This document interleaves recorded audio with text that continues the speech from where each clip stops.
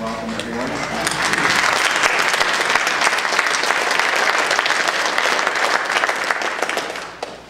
I was just curious of the people in the audience. Try to cough up. Yeah, there. I was just curious in the audience how many people are from outside of Winona County. Good. We've got some representation for others here in the audience as well.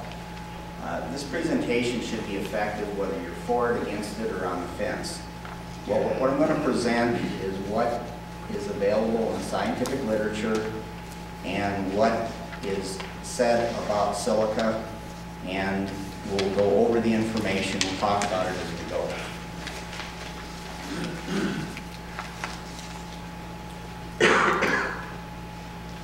I'm trying to forward. Whoops. We can go back one.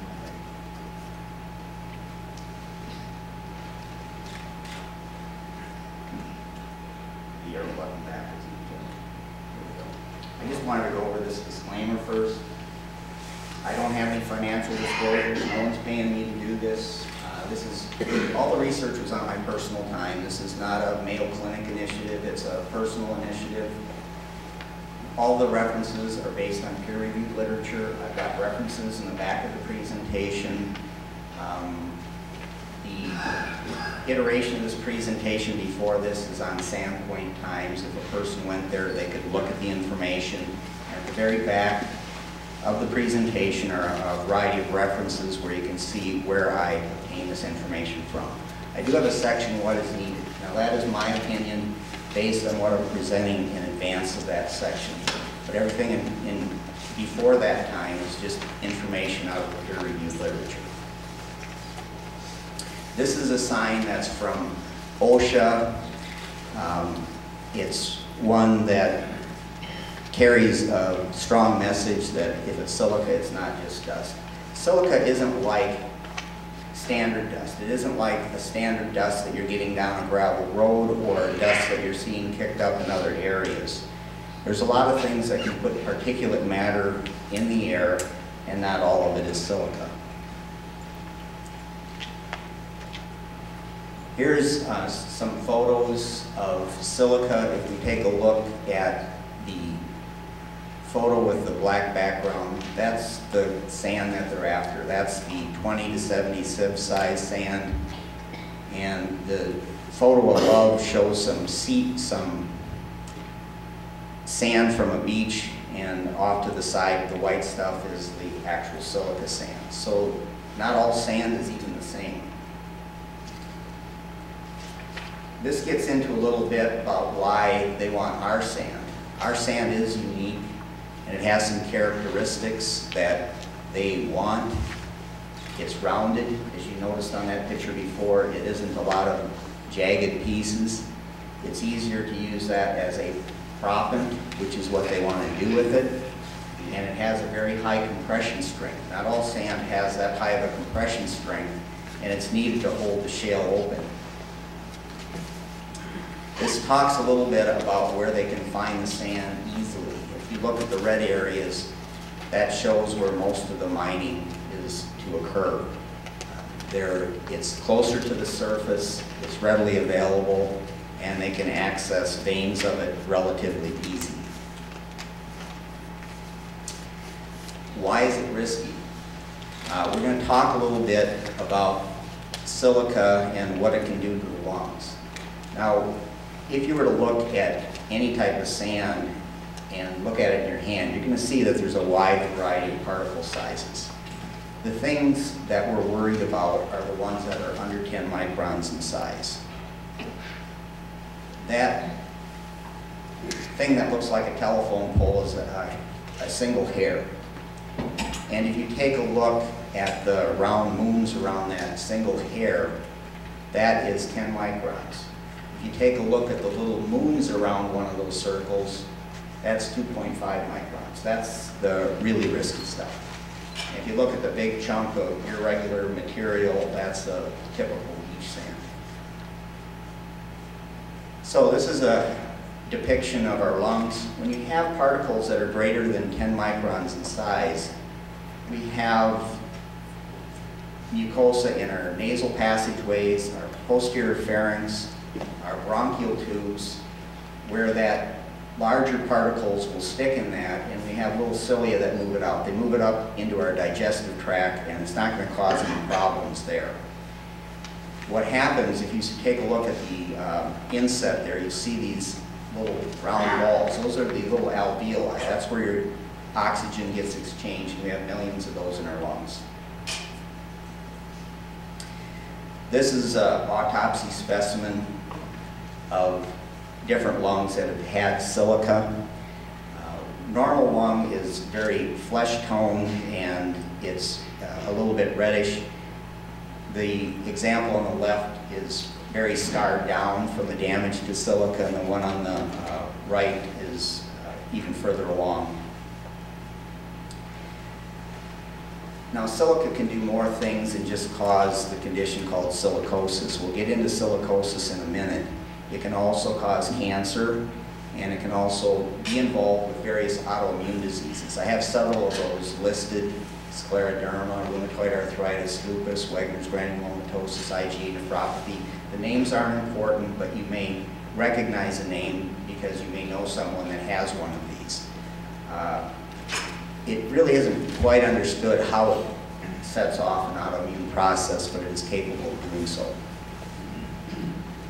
So we're going to go ahead here. And so what is special about silica to cause this problem? We have cells in our body, they're called macrophages. They are like little Pac-Men. They go along and they just consume a lot of the material. They get down to the alveoli level and they get rid of them for us. We don't know what it is about silica or what it is about asbestos, but those two things these cells don't do well with. And if they get over a certain amount, basically the cells fall apart, and as a net result, it causes an inflammatory reaction, and that's what causes silicosis. So there's a limit. The body can handle a very small amount of this, and if the ambient levels are small enough, we're okay, but if they exceed a certain level, then we're putting ourselves at risk. So the million-dollar question is what is that level, and how do you determine what that risk is? There are some excellent studies out there. It's real tough to find studies that are 41.6 years in duration. A lot of studies are 5 years, 10 years. This is not something you can study over a short window of time and really understand anything about it. But they basically did a dose response curve to look at various exposures in an occupational setting and what would transpire. So if you had workers that were exposed to 100 micrograms per meter cubed over their career, they'd end up with 90 cases out of 100 coming down with silicosis. If they were exposed to half that, it was 30 cases out of 100. So it isn't a linear relationship from zero going up. And if you follow that curve down, that's where they come up with the exposure limit of 3 micrograms per meter cubed as being a level that would make sense. And this has been supported by other studies, and that's important too, because every once in a while you're going to have someone say, well, I don't believe that one study. Well, this is more than one study that's saying the same thing. So we have standards in 5 or 6 states.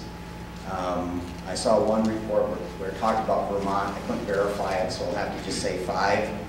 But a lot of the states that have silica standards, it's because of certain reasons. They've done a lot of mining, and states that haven't been involved in a lot of mining where this is a problem, they've not bothered to set standards. That's why there's only a small percent of the states that have it. Wisconsin, Iowa, and Minnesota do not have any standards. Minnesota is looking at developing that 3 microgram per meter cube standard, and it's not set yet. It's not in the regulations, but you really can't start doing air monitoring or anything else until you say, well, what are we looking for, and what is the cutoff going to be? In California, they have to do monitoring around all their sand mines and processing plants. If you take a look at this is based on cases per 100,000. California has a standard, and they have a much lower rate than Minnesota or Wisconsin. You take a look at the three big states, California, Texas, and New York all have standards. The mining states are the ones that are going to be more likely to be colored, and the silica can even be a problem when you're doing other heavy metal mining. A lot of the cases in Minnesota are up in the iron ore district because there's a little bit of silica there. But again, it's a small amount of silica compared to something where you're mining the sand itself. So the death rate in Minnesota, there were 40 deaths in a 10-year period of time, and most of that was involved in or around the mining industry.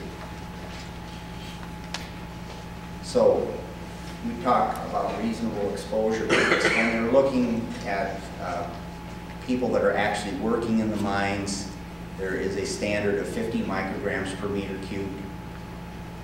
The reason that that standard is a lot higher is because they're working 40 hours a week. They're not there 168 hours a week like someone living around the mine would be.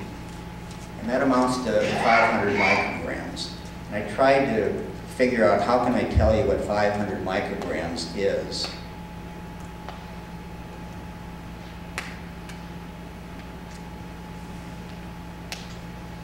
Oops.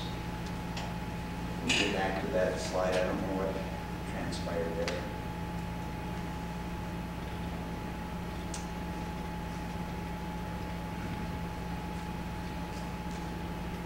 There. I heard a comment after, well, it's about the size of the dime. Well, 500 micrograms is 1/4000th of the weight of the dime. That's just a dime there to show what that is. But a dime weighs 2 1/4 grams, and that's 1/4000th of the weight of a dime there.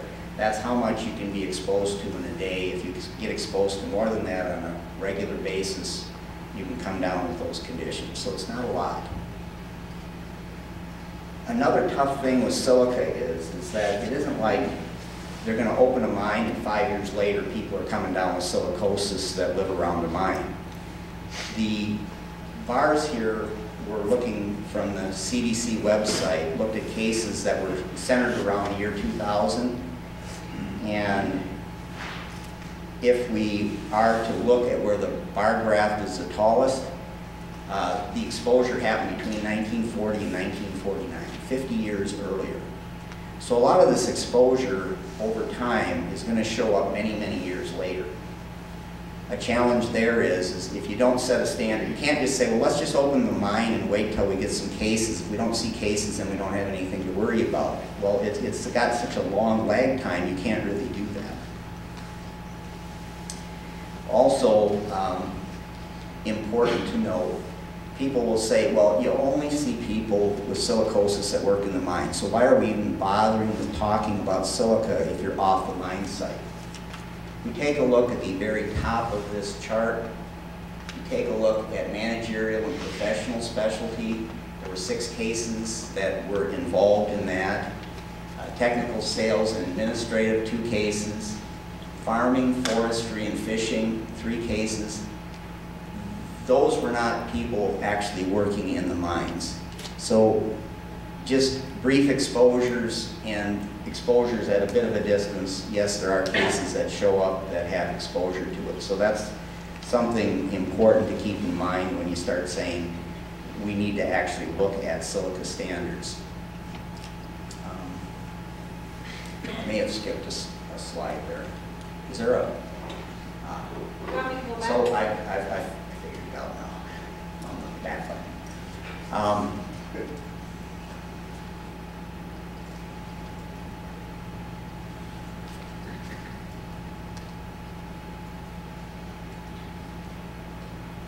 Is there one before that? I'm going to talk a little bit about things that have shown up in the news, and it could have appeared anywhere. This is not specific to any one source or any given location.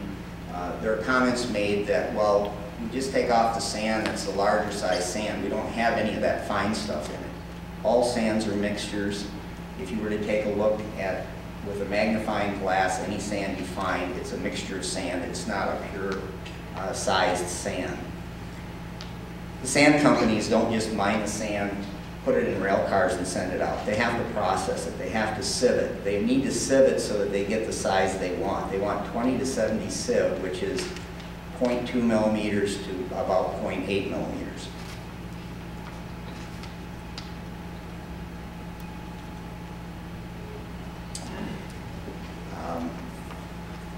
So 25 to 50% of what they process, they send back to the mine site because they can't use it.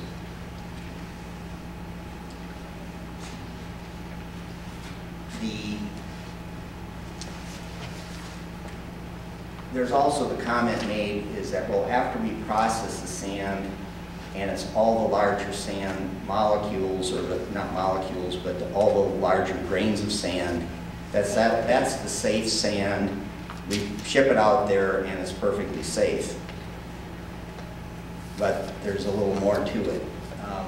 These are sites where actually fracking is taking place, and you can see the clouds of dust. That is silica. Eric Eswine published a study last summer, and it was from 5 states, 11 sites, and they collected data, and I got that data to show. And of those, 92 of 116 on site were exceeding the exposure limit, the relative exposure limit, and that was set for the mine. And 36 of them actually exceeded this by a factor of 10. So 30% were 10-fold higher than the allowable standard for worker exposure. So if that sand was safe, we wouldn't be seeing that type of thing on that end. So that's why I would state that all the silica has the potential to cause problems. It all needs to be treated in a very similar manner for safety's sake. There's also the comment that it's no different than sandbox sand, and that's partially true. There's a lot of people that have sandboxes here that basically have gone to out in the country, picked up their sand, put it in the sandbox. The pictures, however, are a little bit different. The one's from a sand mine, the other's from a backyard. And the thing here is it's about magnitude, duration, and agitation. That sandbox probably has a half a cubic yard of sand in it at best, maybe a large one, a cubic yard. Kids aren't in there all day long. They play for a little while and then they leave. When you agitate and manipulate it regularly, it's going to get more of that silica into the air. So the loaders, the crushers, the blasting that takes place, the trucking, it's a lot different than a hand shovel in a plastic bucket. This is a picture of an air monitor. This will just measure total particulates. There is no monitor that you can say, well, this will measure just purely silica. However, this particular model can do particulates at the 2.5 micron level down to 0.5 microgram per meter cubed. That dust needs to be analyzed afterwards to say, is it 10%, 50% silica, what is it, to be able to see if you're staying within the standard. At the EOG, this is the Enron Oil and Gas, has a sand processing facility in Chippewa Falls. As part of their conditional use permit, they agreed to have monitoring occur at their borders. And Crispin Pierce is a PhD and professor at UW Eau Claire, and him and students have been doing some monitoring around that site, and there are some preliminary findings. I call them preliminary because they haven't been published yet in a peer-reviewed journal. These are some studies that preceded their work that brought their interest. The lower part of that white upper box is the California standard, and if you go across, you can see that at the EOG site, when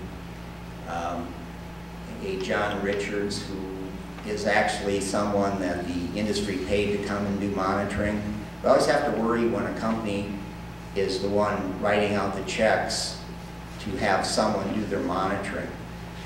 It needs to be by some intermediary that's neutral, so their paycheck doesn't depend on the results. But even there, a third of the results were above expected. And the lower level is the Texas limit, which is based on cancer risk. And you can see that 90% of the levels are above that. And that cancer risk level may not be a reasonable level. There are places in California, for instance, their ambient silica in the air levels would be higher than this, but they're certainly below the 3 microgram per meter cubed.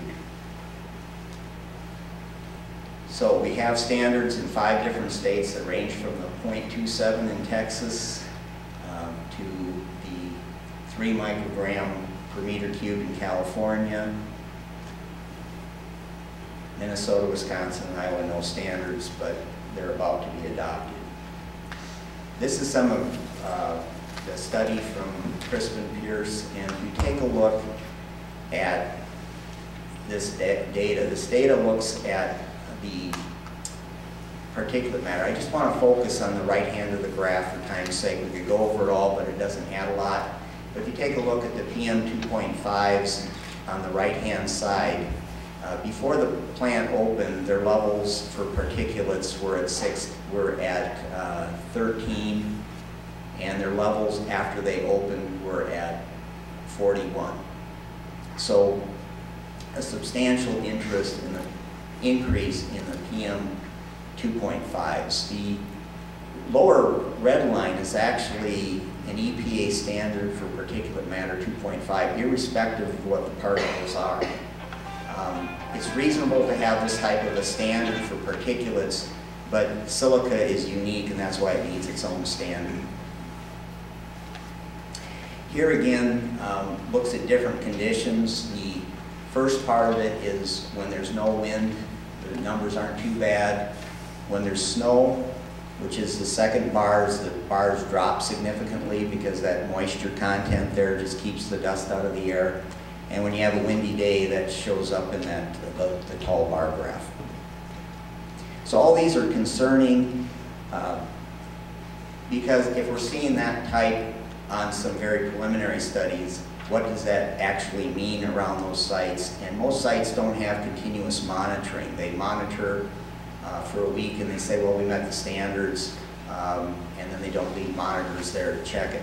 And a lot of them too, they'll have one monitor upwind, 2 monitors downwind. Well, wind changes direction. It's real tough to say, we'll just put 3 monitors out there and we've got it covered. If you are to look up the link, I've got where that information came from on Crispin Pierce's website. I'm going to move on to some other risks besides silica. We spend a lot of time looking at silica, but there's a lot more to this than just silica. There's mention by the industry that we use polyacrylamide and it's perfectly safe. It's used on farms, it's used in wastewater treatment plants, and it's used by us. Those statements are all perfectly correct. The polyacrylamide, the starting chemical, is the same. However, polyacrylamide is made up of acrylamide subunits.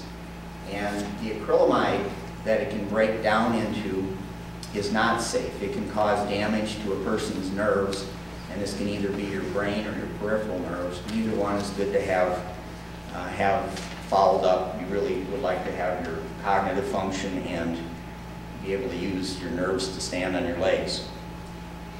It's also considered what's called the Class 2B carcinogen. Class 2B it's thought to cause cancer, but the actual proof isn't there yet. When it's a Class 1, like diesel particulates are and silica are, it's a Class 1. It's a known carcinogen, just like cigarette smoke is a known carcinogen. Don't worry, I'm not going to test you on this. But if you take a look at the diagram below, acrylamide is actually a very simple chemical structure. And the one up above is a bunch of those all linked together. It's like a big long string with all these together. Well, when it's a big long string and it gets exposed to shear stress is going to happen when you sieve sand, heat.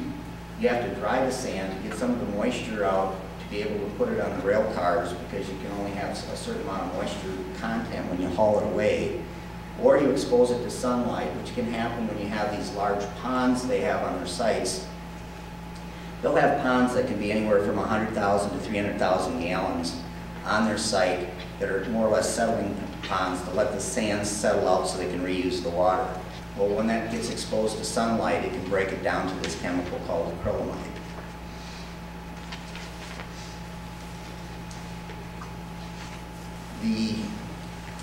With that acrylamide, there are things that when a farmer uses it and spread on a thin layer over a field, that breaks down very quickly. It never is going to enter the groundwater. It is perfectly safe. When it's being used in a sewage treatment plant, they're not exposing that chemical to the same stresses that a sand plant is. The acrylamide is toxic enough that 0.5 parts per billion makes the water undrinkable. And again, it's like, how do you make sense of 0.5 parts per billion? If you remember that dime, if you had the weight of a dime in acrylamide and put that in 1 million gallons of water, that 1 million gallons of water would not be drinkable. So it would not take a lot of acrylamide to damage an aquifer. There are no studies that are published. There is no data out there that says anyone has monitored any one of these ponds to say how much is in there. Well, if it's just a pond and the water's reused, who cares? This is Preferred Sands in Blair, Wisconsin. You can see the sand that got outside of their containment system and it ran down to someone else's property down below and into their garage.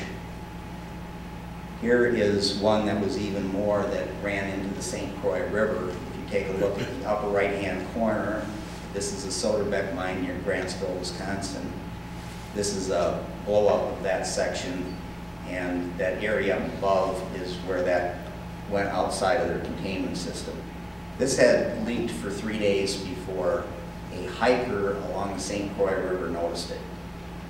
So when you say mines monitoring your own conditions, this was there for 3 days. No one even paid attention enough to say, oh, we just lost 100 to 200,000 gallons of water that has this material in it into the St. Croix River. And we'll talk about diesel particulates. This was a bit of an eye-opener for me. I didn't assume that this was as big of a risk as it is. Last summer, the World Health Organization declared this to be a Class 1 carcinogen before it was a Class 2B. And there's been more published as well in various journals about what diesel particulates can do. The diesel particulates can be pro-inflammatory. They can make platelets aggregate together. Well, one of the last steps that happen after you have narrowing of a coronary artery or a carotid artery are platelets sticking together. And for instance, in London, if someone's biking or walking the streets, their chance of having a heart attack is double someone riding in a car or being indoors because of the exposure to the diesel particulates. And that risk is higher even in our metropolitan areas. Well, you say, well, we live out in the country, we got plenty of wind, no big deal. This is just a diagram of what diesel particulates are like. Remember we talked about the 2.5 microns? Well, 92% of the diesel particulates are under 1 micron in size, and they look like a huge M&M. If you take a look at that upper, the actual core is carbon, it's inorganic. You have a little layer of organic carbon, and then you have some heavy metals, and then you have this chemical layer on the outside that's not good at all.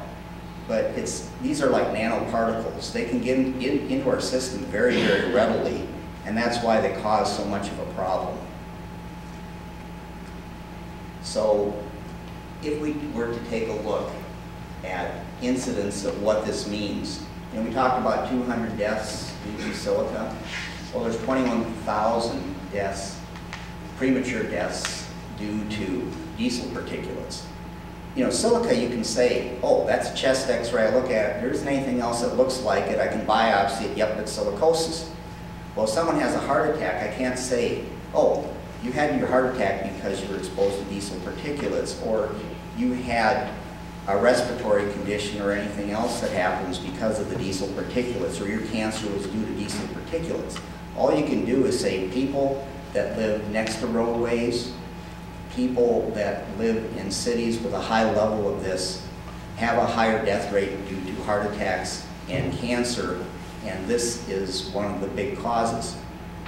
So back to good old Winona County, which we wouldn't think would be too much of a risk, but if we take a look, of all U.S. counties, we're at the 80th percentile. That means there are 79% of the counties in this country have less diesel particulates than we do. And yeah, there are 19% that have more. The average, if we take a look at what the EPA says is acceptable for cancer risk from anything, such as the diesel, they'd say 1 in a million. Well, we're 45 times higher than that before we add more diesel traffic. The goal is, with clean diesel and everything else, to reduce this. But if we start using more diesel, we're starting to move in the wrong direction. If you take a look at the counties in Minnesota and compare them, you can see that Winona County has that deep ruby red. Well, that's the color you don't want to have. So why our counties have so much more than the other counties? It may be because of US 14, I-90, and the traffic on those, but we do have a lot more than other farming counties that are around us. And unfortunately, a lot of where the silica mining would happen is in the areas that are already at higher risk. I tried to put this in perspective, and I've asked many people to tell me how much diesel we use in this county. No one can give me the answer. I can find out, however, that in Minnesota, the retail sales of number 2 diesel is 250,000 gallons a day. Well, if you said we've got 87 counties in this state, and everyone had the same amount of diesel, that'd be 4 days supply, or we burn 100,000 gallons. Well, let's double. Let's say it's 200,000. Either one, if we compare what they would like to use at some of the mines. I'm not trying to pick on these mines, but that's the ones that in their EAWs talked about how much diesel they would use. They talked about using 500,000 gallons each for each sand mine, with running 300 trucks a day in and out of there. Well, that's, if you start saying that you have 4 of those mines, you've automatically doubled how much diesel you're using, your amount of exposure is just doubled. Our idea isn't to get to the top 1% of all counties with diesel particulates. There are other issues. I'm just going to go through those very briefly. I want to leave plenty of time for questions. But traffic safety, there's nothing unique about a sand truck other than the fact it's big, it's heavy, and it's got sand in it, that's a lot of weight. And your physics means that if you're driving a Prius and you meet a sand truck, you're not likely to win. And 1 in 5 collisions with any truck this size, whether it be a semi-truck or a sand truck, is going to result in a death every 5 accidents. That puts an additional risk there. Water quality, there's issues, and I'm just going to briefly talk about a couple of things. On the mine sites, because of our karst topography, if you have a leakage of diesel and hydraulic fluid, it's very easy for that to get into the aquifer. The chemicals, if that acrylamide is in the leftover sand that gets hauled back, that could potentially be a risk. Without knowing how much is in there, you don't know if it's a risk or not.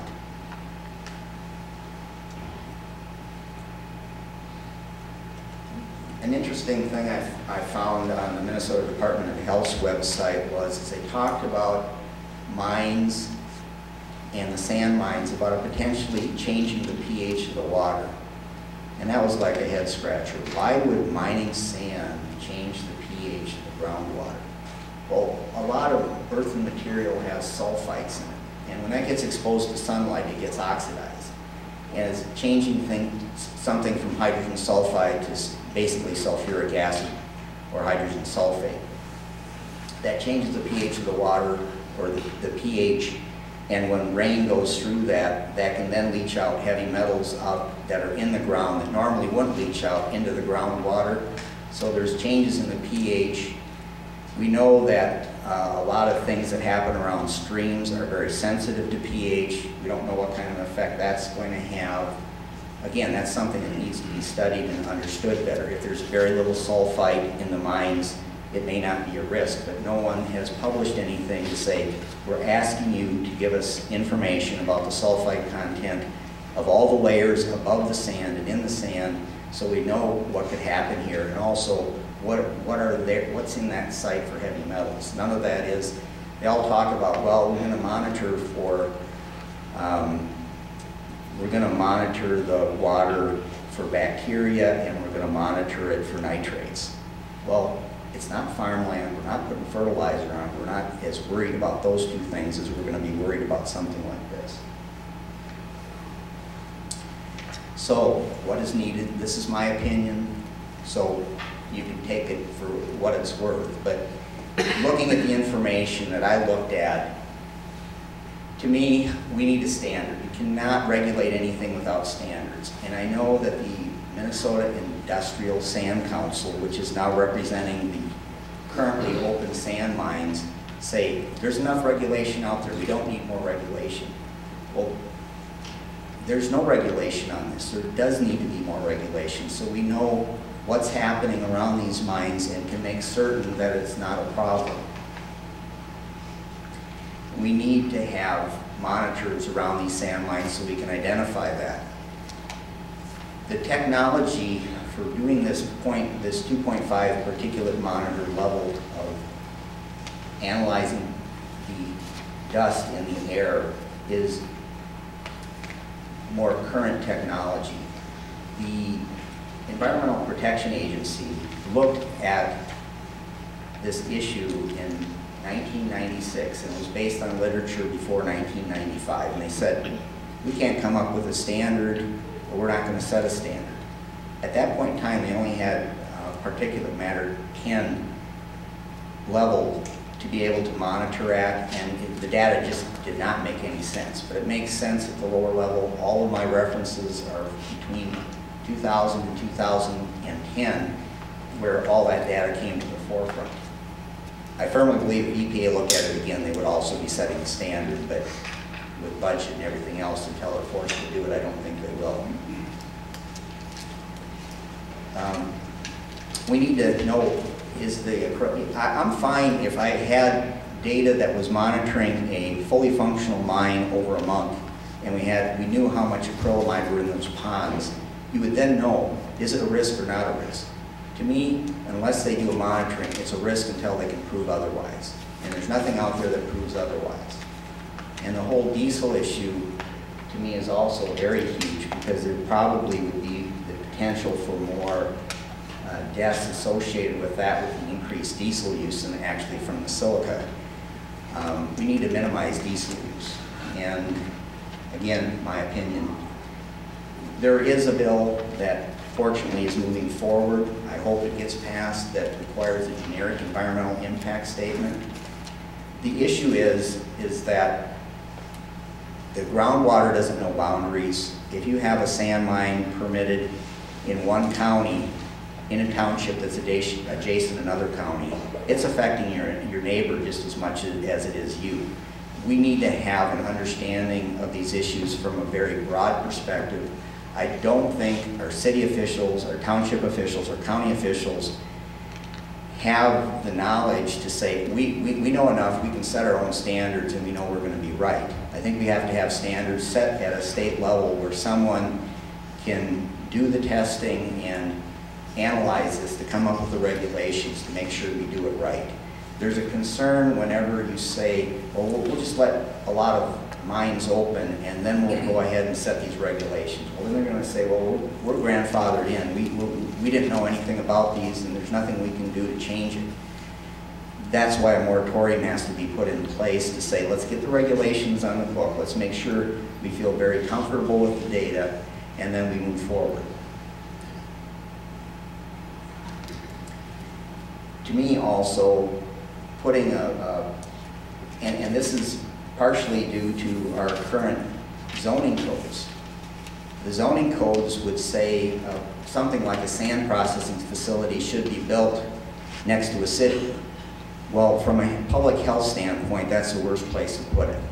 You would like to put it in the most rural location as possible. If you have the sand processing plant and the sand mine co-located together, you don't have all those trucks hauling all that sand back and forth. You have one train entering and one train leaving a day and everything else is on site. You still have to meet all the regulations on site, but it's going to be easier to do if it's all co-located together, and also if there is a risk, it puts less of the population at risk. So with that, I want to take time for questions. Any question that's a reasonable question, I'm willing to try to answer. And if I don't know, I'll tell you I don't know.